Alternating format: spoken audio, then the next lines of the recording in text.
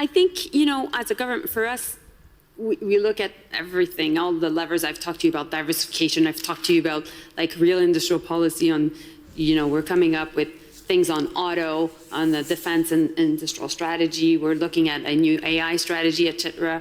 But fundamentally, when we, develop all these policies, we have to govern a nation. And we have to bring people along. And we have that responsibility in a very turbulent and chaotic world right now, with a lot of anxiety, with a lot of frustration, where people think things are costing too much.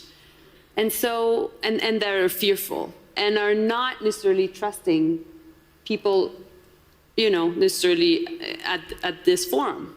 There's a real issue of people being preoccupied, whether they're becoming powerless.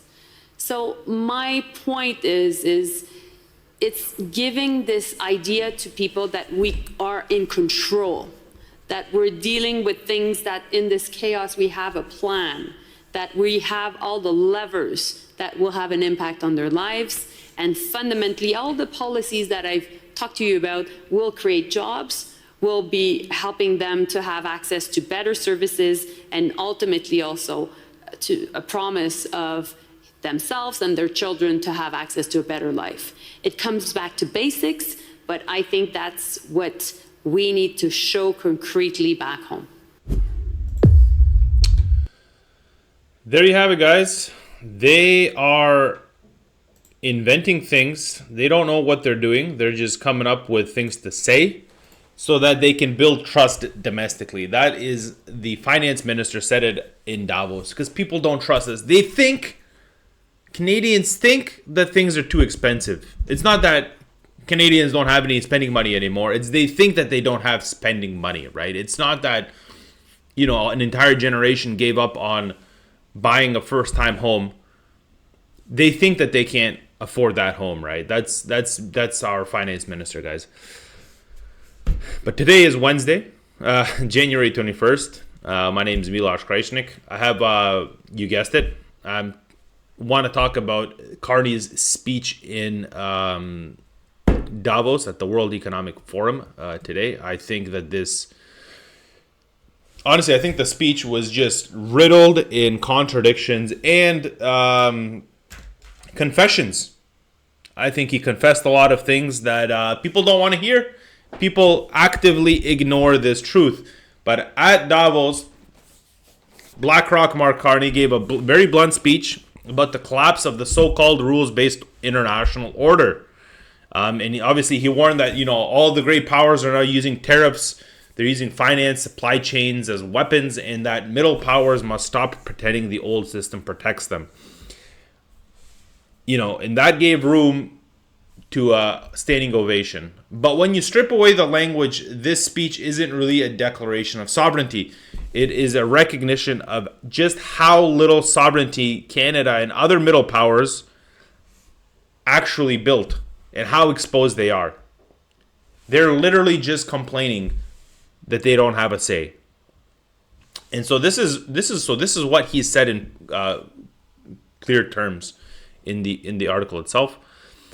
He said that the post-Second World War global system no longer functions as advertised, and that great powers now openly coerce smaller states, and that middle powers must band together to survive in this new reality.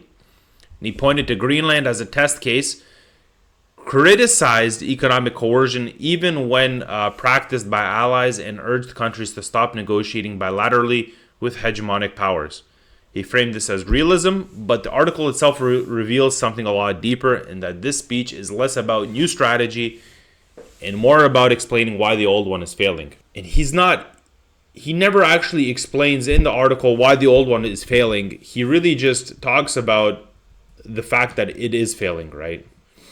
He goes, Mark Carney said on Tuesday that middle powers must stop pretending the rules-based international order is still functioning and instead build coalitions to survive in a new era where great powers prey on smaller countries, take what they want. I mean, this is funny, to be honest, because this existed even during the rules-based order. It just depends on what side of the spectrum you were on, right? Because it's not like the U.S. didn't invade countries, like the Korean War, like Vietnam, even the wars in Yugoslavia. Those were all supported internationally. Like the decay of the country was all supported internationally and all of that. Like, so this isn't really new, right? We can keep going down that list, like even Iraq, Libya. So this was all during the rules-based order, but now it's a problem because Western countries are actually feeling what it feels like to be coerced economically, right? Maybe even militarily. That's essentially what he's saying.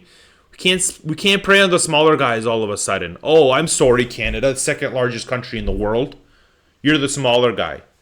More resources than Russia, quite literally. You're the smaller guy. Oh, I'm sorry.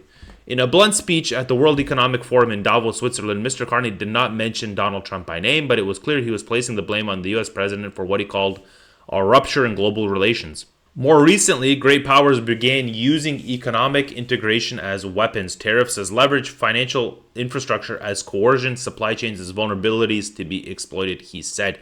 This is literally what China does. But he just went to China to go sign a strategic agreement with the Chinese on energy infrastructure, on other things. This is quite literally what China does. This is what the Silk Road is about, the new Silk Road that they're making. China literally bought naval infrastructure, ports, literally across the Indian Ocean, all up through Africa, the Horn of Africa, and even the port of Thessaloniki in Greece. So they're in the Aegean as well, or in even the Mediterranean, if you will. And so you're telling me that China's not going to be... China doesn't use supply chains as coercion. Oh, no. The U.S. is using it. Oh, okay. Mr. Carney urged countries to start publicly condemning economic coercion, even when practiced by an ally, in another clear reference to the United States. The old order is not coming back. The Prime Minister's speech on Tuesday, for which he received a standing ovation, follows an extraordinary threat by Mr. Trump to impose tariffs on European allies and Britain until Washington is allowed to acquire Greenland for strategic purposes. Canada strongly opposes tariffs over Greenland and calls for focused talks to achieve our shared objectives of security and prosperity in the Arctic, Mr. Carney said. Wow. Okay, great, Mr. Carney. What has Canada actually done in the last 100 years around sovereignty in the Arctic? In the last 20 years? In the last 10? Where is Canada's sovereignty in the Arctic? If shared security... The only shared security that ends up happening within the framework of NATO is the U.S. fitting the bill every time. And this isn't me trying to, chest thump Trump. Chest thump Trump. It's literally just a reality check. The U.S. is always fitting the bill for any security apparatus that exists globally to support this rules-based order. Canada hasn't done anything to support its claims on anything in the North. We have no deep water bases in the North. We have no supply chains going to the North. There's no actual long-term bases in the North. So how can we talk about collective security if Canada itself, that borders the U.S., isn't doing anything about its collective security? It's national security. We're not doing anything. But the U.S. is the problem, right? So the future of Greenland and the division of Mr. Trump's threats have sown among Western allies is dominating talk in Davos. Oh, and just a thing, Denmark, and I'm gonna show you this right now because this is the Arctic, right? This is a choke point that you see right here. This is a choke point in the Arctic between North America and Europe. They call it the GI-UK, so the Greenland, Iceland, and the UK choke point. Why? Because from the Arctic here, this is the Arctic, you get access into the Atlantic. This is the collective zone, if you will, the sphere of influence of the Western world, of the West, right?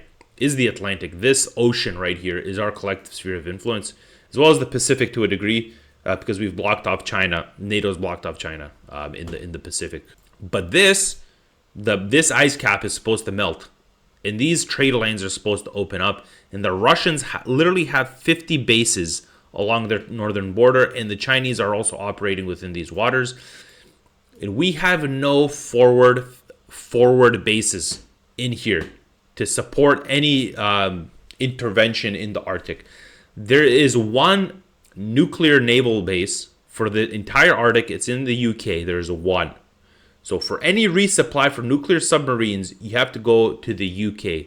It's the only place. What happens if the UK gets blocked? Oh, then you have nuclear submarines that you can't resupply if they're on long-term missions in the north. Oh, great. That sounds like we're screwed. That's basically what this is about. If Denmark, over these past years, if they actually spent money on defense like they were supposed to while they were a part of NATO, and they built up strong integrations in Greenland, strong bases, radar sites, deep water ports, and all of that for the collective good of NATO, I'm sure that none of this would be happening right now around this whole strategic talk of NATO, of Greenland, sorry. But because nothing's been happening, and the Russians have 50 bases in the Arctic, and the Chinese are sending their subs using the Russian bases in the Arctic to operate in the Atlantic, it just seems like the Americans are just taking things into their own hands, and they don't want to play by this rules-based order that they quite literally themselves created. It goes, while Mr. Carney's remarks were aimed at discussing the fallout from Mr. Trump's disruptive and protectionist tenure as president, he named the United States only once in the speech when he cited American hegemony. The American hegemony has existed quite literally since World War II, so I don't know what you're talking about, Carney. He said there is strength in numbers in the new reality. Middle powers must act together because if you are not at the table, you are on the menu. Oh, he goes, as one example of middle powers working together, Mr. Carney said Canada stands firmly committed to the collective defense of Greenland under the North Atlantic Treaty Organization. Wow. Okay. On Arctic sovereignty, we stand firmly with Greenland and Denmark and fully support their unique right to determine Greenland's future. Okay, buddy. Our commitment to Article 5 is unwavering, he said, referring to the collective defense section.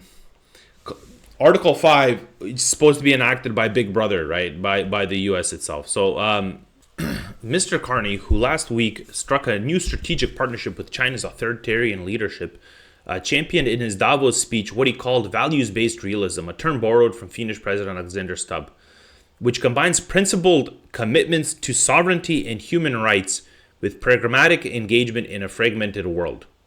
Values-based realism. Wow. Okay. Way to get Canadians better quality and standards of living through values-based realism, bud. Thanks. It goes, when we negotiate bilaterally with a hegemon, we negotiate from weakness. We accept what is offered. That is not sovereignty. It is the performance of sovereignty while accepting subordination. This is his first acceptance of the fact that Canada has not been, in fact, acting as a sovereign nation for a very long time. The Prime Minister said middle powers need to build new institutions between them, strengthen their domestic economies, diversify their trade internationally, and work together in coalitions, not bilaterally when dealing with great powers. Rather than waiting for a great power to restore an order it is dismantling, create institutions and agreements that function as described. Okay, great. Go ahead and do that, buddy. Go ahead and do that. This is not naive multilateralism, nor does it relying on diminished institutions. It is building the coalitions that work, issue by issue, with partners who share enough common ground to act together. Wow. That is great, buddy.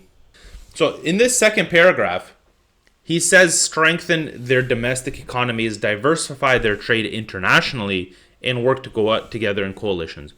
Why have you not been strengthening your domestic economy?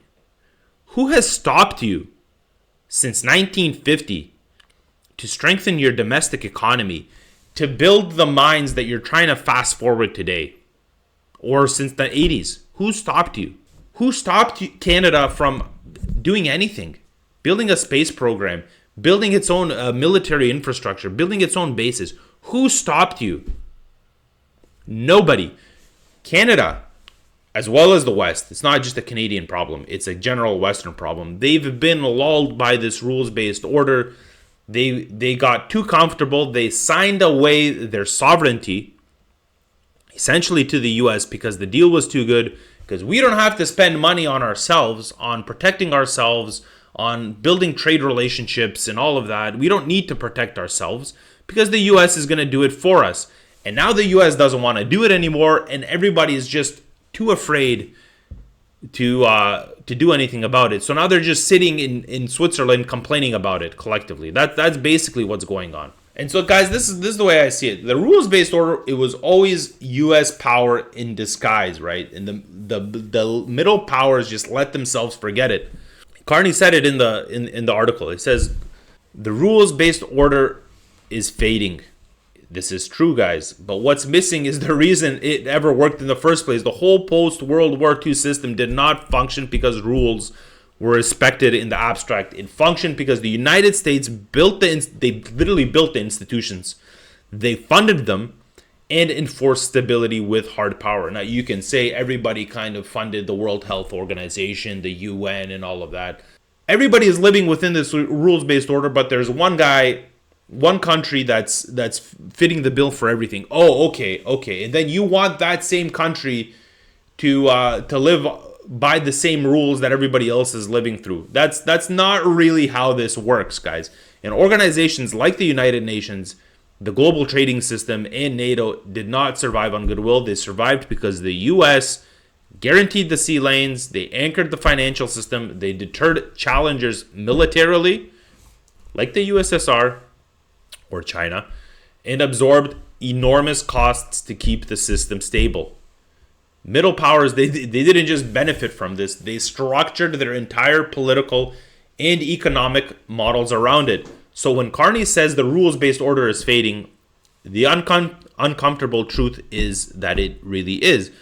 But what's fading is the willingness of the enforcing power to keep subsidizing everyone else's security and prosperity. This is what they're complaining about. This isn't a moral failure, it's the end of a bargain. And Canada never built an independent system of enforcement. It built a life inside someone else's system and treated it like a permanent condition. Canada didn't lose its sovereignty. And just like the rest of the West, it traded it away for comfort. And now everybody's surprised that the bill has come. And Carney warns that negotiating bilaterally, I read it, that negotiating bilaterally with the hegemon is not real sovereignty, but the performance of it. And that line sounds bold, but it also gives the game away. If Canada needs to strengthen its domestic economy, diversify trade, and stop negotiating from weakness, that means it failed to do those things during decades of stability. Why didn't Canada build serious military capacity? Why didn't it secure its borders at scale? Why didn't it develop industrial resilience? Because it didn't have to, quite simply, guys. Canada made a long-term trade. Minimal defense spending instead of deterrence. Deep integration with the US instead of diversification. Moral language instead of hard capability. And that bargain delivered comfort and prosperity, but it was never sovereignty. If you can't protect yourself, your economy, your borders, your people, there's nothing too sovereign about you. And Carney's speech isn't announcing a loss of sovereignty. It's literally explaining why Canada never prioritized having it in the first place. And that's a key difference. And this whole new Greenland crisis, it's just a neglected strategic asset. I showed you guys the map. It's being fought over because allies failed to develop it on time. I showed you guys the map. It is a strategic choke point. And Carney frames Greenland as a test of NATO and a clear example of resisting coercion. But Greenland didn't suddenly become strategic, guys. That Greenland, Iceland, UK corridor has been one of the most important North Atlantic choke points since the Cold War. If Denmark and NATO, everybody except, let's say, the US, had treated Greenland as a core strategic asset, this wouldn't be a conversation today. If they had invested in the ports, in the airfields, the logistics hubs, the surveillance, year-round infrastructure, radar systems, all of that, then Greenland would not be vulnerable to pressure, rhetorical or otherwise. The US would treat it as an actual ally. Oh, we can go there, everything's there, that's great. Let's just power project, right? The Arctic is becoming more navigable. The Russian and the Chinese activity is increasing, and they have a strong forward presence the West does not. This is not about American aggression. It's about Western complacency. And Trump did not invent the vulnerability. He exploited it. He's saying, if we've waited 50 years to build something, these guys who are officially the owners of this piece of this island aren't doing anything about it, but they want us to invest in Greenland, build all the bases and do all of that. Well, fuck it. Why don't we just own the thing? That distinction matters because it shows the moral outrage is being used to cover decades of underinvestment and deferred responsibility. What's being shown as the biggest thing is this political posturing in these Davos speeches, right? And everything behind it is just posturing, right? Carney received the standing ovation for saying that middle powers must unite or risk being on the menu. Wow. Here's the hard truth, though, guys. Coalitions aren't speeches. Coalitions require shared costs, shared retaliation, shared enforcement, shared military posture, and shared industrial capacity. If middle powers had that, they wouldn't be applauding a speech about vulnerability. They'd already be deterring it. If Davos is full of leaders who built their post-war identities on the assumption that someone else would provide the backbone, that's the truth. And so the applause isn't a sign of strength. It's a silent recognition, really. And the recognition that the era of subsidized sovereignty is ending and that language has replaced capacity for far too long. Guys, and why this really matters for Canada is this isn't just about ideology or personalities. It's about whether Canada understands the cost of the choices it made. Canada didn't lose its sovereignty overnight. It spent it slowly, it traded it for comfort, and it deferred the bill. Now the bill is arriving and speeches are being used to explain the shock rather than confront the price of actually rebuilding capacity. To tie it all off, guys, this speech, it's not a turning point. It's a repositioning. It acknowledges the old order no longer protects middle powers, but it avoids the hard truth of all of it. That sovereignty was never free. It was always rented. And now the rent is going up. Until Canada is willing to pay for sovereignty in real terms, not moral ones, speeches like this will continue to sound bold while changing very little. That's all I have for you guys today. Hope you guys liked today's episode. Stay informed, stay curious, and God bless Canada. This is Canada. Maple syrup and like Captain Say. Kick your ass all hockey season,